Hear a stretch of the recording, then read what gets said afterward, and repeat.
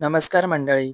Thank you so much. तुम्ही माझ्या मार्गशीर्ष गुरुवारच्या व्हिडिओजना खूप सारं प्रेम दिलं त्याबद्दल. मी याची तयारी कशी केली होती, खूप साऱ्या लोकांनी मला साडीबद्दल, मुखवट्याबद्दल खूप काही विचारलं.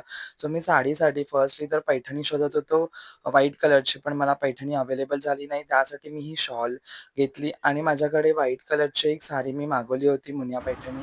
त्याला ती आम्ही बॉर्डर अटॅच करून ही कस्टमाइज साडी आम्ही प्रिपेअर केली प्राजक्ताच्या हेल्पने. त्यानंतर विशालने मला खूप सुंदर अशी लोटस डिझाइनवाली मेहंदी काढलेली आहे, तुम्ही बघतच असाल. आणि त्यानंतर आम्ही हे सगळं आवरून दादरला गेलो. दादर मार्केटचे काही व्हिडिओज घेता नाही आले, पण स्टेशनला हा छोटासा क्लिप घेतला. तिकडे आम्ही खूप सर्व शॉपिंग करून घरी रिटर्न येता-येता सर्व प्रभावळ वगैरे कलेक्ट केलं. त्यानंतर घरी येऊन सर्वात मोठा टास्क माझ्यासाठी होता ही विड्याच्या पानांची वेणी बनवणं.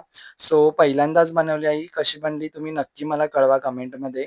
आणि त्यानंतर मी मुखवट्याचं डेकोरेशन करून घेतलं. मुखवट्याचं डेकोरेशनबद्दल खूप साऱ्या लोकांनी मला विचारलं. हे छोटे-छोटे असे ज्वेलरीज कलेक्ट करून मी त्याला डेकोर केलेलं आहे.